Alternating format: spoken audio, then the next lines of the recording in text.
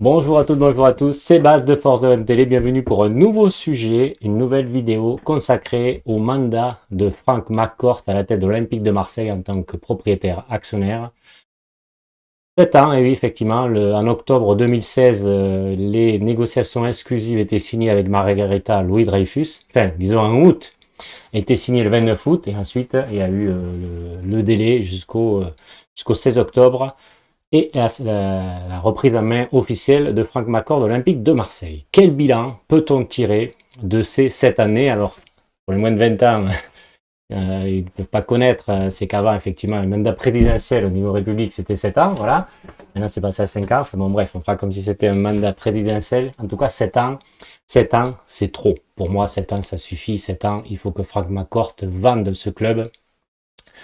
Pourquoi? Eh bien, on va faire le bilan. On va faire un bilan objectif. Un bilan objectif au niveau des chiffres. Qu'est-ce que ça a donné ces 7 ans de règne de Frank McCourt? Au niveau des titres, zéro. Zéro titre obtenu. Ensuite, est-ce que deux qualifications en Ligue des Champions, ça fait partie d'un bilan positif? Alors, on pourrait dire oui, c'est bien. Quand on s'appelle Olympique de Marseille, avec un bus. Donc, un budget qui était plus important pour une reprise, hein, 200 millions, voire 300, voire 400, je ne sais pas combien il a mis exactement Franck McCourt depuis qu'il est là.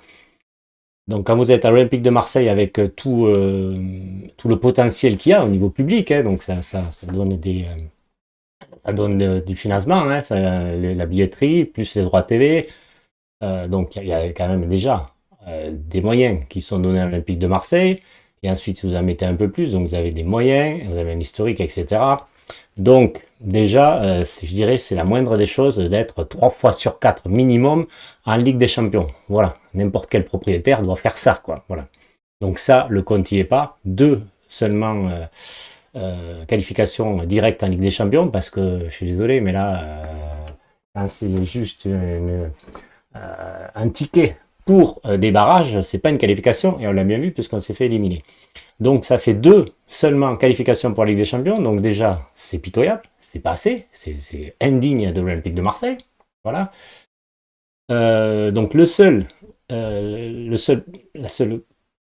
enfin, ce qui est positif, on va dire, c'est que l'OM s'est quand même mis régulièrement dans les 4 premiers, 5 premiers du championnat, ce qui n'était pas forcément le cas avant, mais à l'avant aussi, il faut se rappeler aussi de l'historique. Hein. Margarita et Dreyfus ne donnaient plus d'argent à la fin, donc c'était compliqué à faire aussi des performances. Donc voilà, donc il y a certes cette régularité, mais je dirais que c'est la moindre des choses, comme je le dis, on doit être régulier dans les 3 premiers, voilà, minimum, et aller chercher des titres, même si c'est compliqué évidemment avec le QSI à Paris, mais bon, malgré tout, Montpellier, Lille, Monaco ont gagné un titre de champion, plus les titres en Coupe de France de Rennes et consorts, qui ont eux aussi gagné la Coupe de France, on est à la barre du PSG.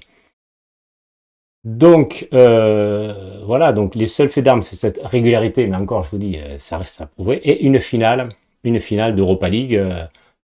Voilà, donc ça c'était très bien, effectivement, hein, c'est super d'arriver en finale. Et mais bon, il n'y a pas de titre quand même, et puis il n'y a que ça, quoi. Et après, c'est des désillusions totales en Ligue des Champions, une humiliation. Même en Europa League, ça n'a pas été terrible. Et bon, je ne vais pas mettre en exergue une finale d'Europa League conférence, puisque c'est quand même la troisième roue du carrosse des Coupes d'Europe. Voilà, donc au niveau sportif, au niveau résultat, voilà. Et ensuite, il y a aussi toute cette instabilité de président. Bon, on dirait qu'il n'y en a eu que deux. Il y a eu Jacques Arriero, bon, il aurait dû le virer avant hein, pour que ça aille mieux, et Pablo Longoria. Mais il y a eu énormément d'entraîneurs qui sont succédés, des directeurs sportifs, etc., des changements d'effectifs énormes chaque saison. Donc une instabilité chronique, voilà, que Pablo Longoria a tenté de faire, mais malgré tout, il n'a pas réussi, puisque les entraîneurs changent chaque année et l'effectif est changé de façon énorme chaque saison. Donc, pas d'instabilité, pas de stabilité, pardon, pas de pérennité, une assise financière, alors on était vraiment dans le trou, là on recommence on est à peu près à l'équilibre, mais c'est pas fou non plus, quoi, voilà, t'es juste à l'équilibre, quoi. Et donc après, au niveau du jeu aussi, qui est proposé, alors c'était un peu mieux avec Sampaoli, avec Tudor, mais le problème c'est que ça dure pas aussi, ça dure pas toute la saison, et ça dure pas, ça, y a pas de pérennité non plus. Marcelino, je vous en parle même pas. Donc voilà, donc, et après, il faut quand même, là on parle de la délégation qu'a fait Frank McCourt au président qu'il a mis en place et au directeur sportif. Mais lui, en tant que propriétaire, c'est déjà le premier responsable. Lui, Frank McCourt, qu'est-ce qu'il a fait?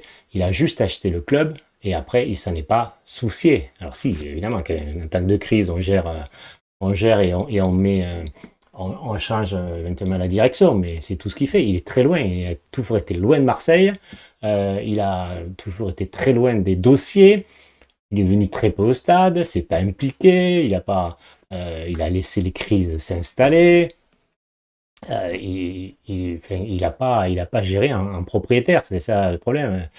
C'est qu'il a totalement délégué et totalement délaissé le club.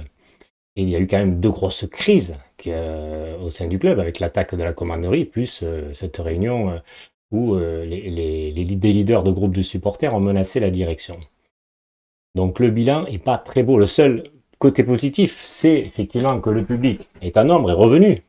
Bon, après, la passion, elle existe depuis loin. Hein, elle existait avant Frank McCourt, elle existera après Frank McCourt. Donc voilà, donc le stade maintenant fait que effectivement on peut accueillir beaucoup plus de supporters, mais c'est pas forcément dû non plus à Frank McCourt, sinon ça se saurait. Donc des résultats sportifs moyennas, des résultats financiers pas terribles, un changement de direction permanent d'entraîneur, une instabilité. On peut pas dire que le bilan est positif, quoi. Et Frank McCourt qui ne veut plus remettre de l'argent. Déjà, quand il en a mis, c'était un petit peu à perte-profit. On vous rappelle, quand on va refaire l'historique, 2 minutes. Il a nommé l'entraîneur, Rudy Garcia, avant le directeur sportif, Anthony Zubizarreta. Et donc, du coup, on a donné plein pouvoir à Rudy Garcia qui a fait le mercato. Anthony Zubizarreta n'avait pas son mot à dire. Il écoutait ce que lui disait Rudy Garcia. Et Rudy Garcia a fait n'importe quoi.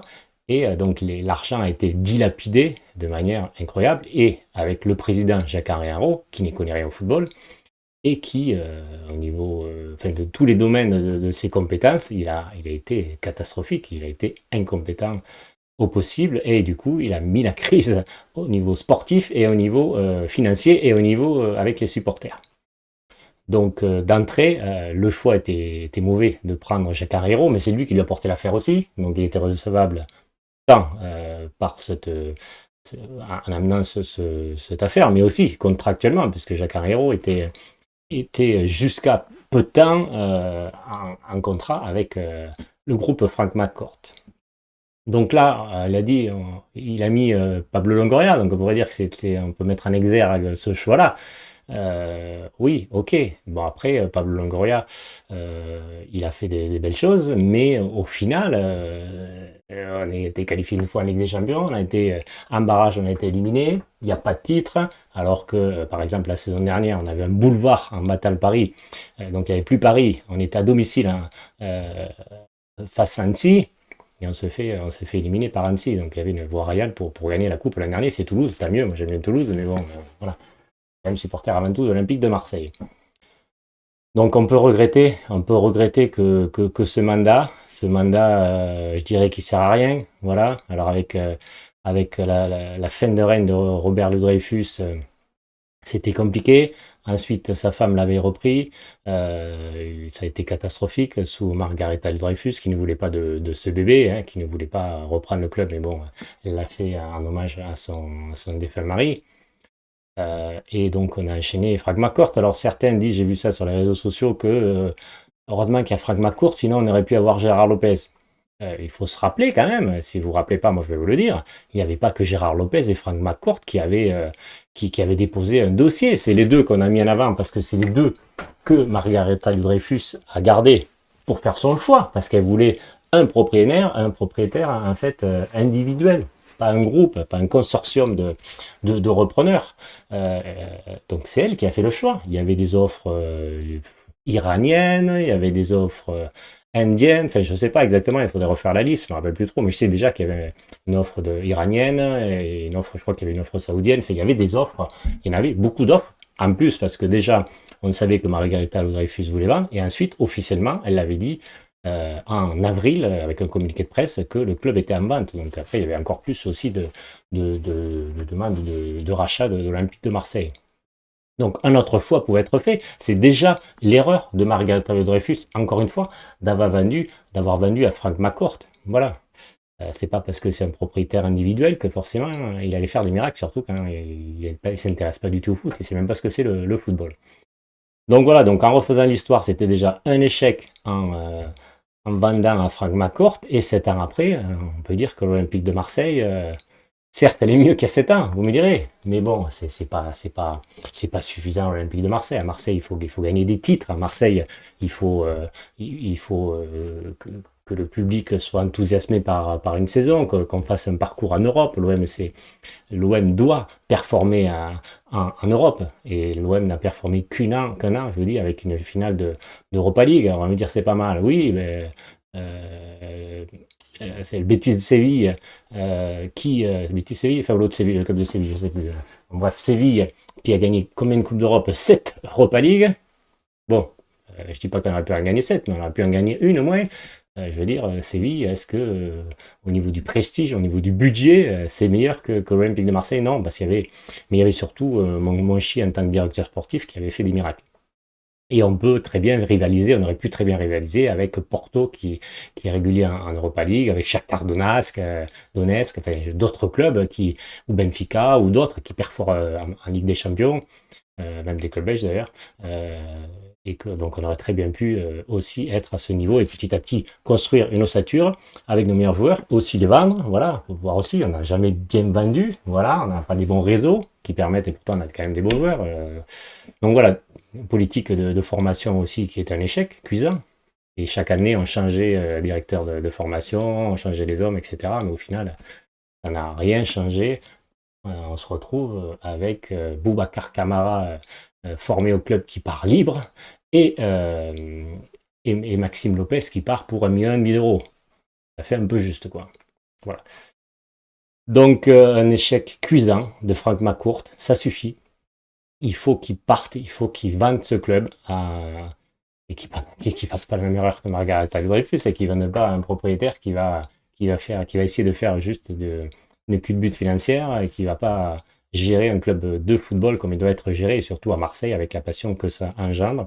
Donc il faut un repreneur avec des moyens importants.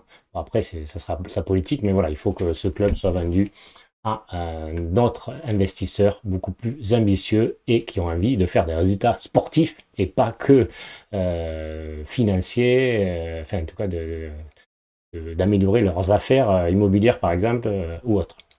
Voilà ce que je peux dire du bilan catastrophique de Frank McCourt, et j'attends qu'il parte. Alors c'est peut-être un vieux pieux évidemment, hein, mais je ne vois pas trop de solutions, surtout avec la crise qu'il y a eu maintenant avec les supporters. Il y a clairement un point de non-retour qui a été établi, je pense, entre la direction Pablo Longoria et les leaders des groupes de supporters qui sont toujours là. Hein. Le leader de South Spinners et l'autre des Dodgers, ils sont toujours là, malgré la crise, malgré les menaces, etc. Ils sont toujours là. Donc, voilà, eux, ils passent. Ils peuvent faire ce qu'ils veulent, en tout cas. Eux, ils ne sont pas licenciés et virés. Bon, bref. À vous de faire le ménage, les groupes de supporters, d'ailleurs, hein, au passage. Voilà, donc c'est pas très rose, donc moi j'espère, voilà, j'espère que le club sera vendu, en tout cas qu'on reparte pas sur un autre mandat de 7 ans avec Frank McCourt. Voilà les amis, je vous remercie, n'hésitez pas évidemment à liker cette vidéo, à relayer, à faire vos commentaires bienveillants, voilà, pas de trolls, voilà, et regardez ma vidéo avant de parler. Merci et à bientôt, au revoir.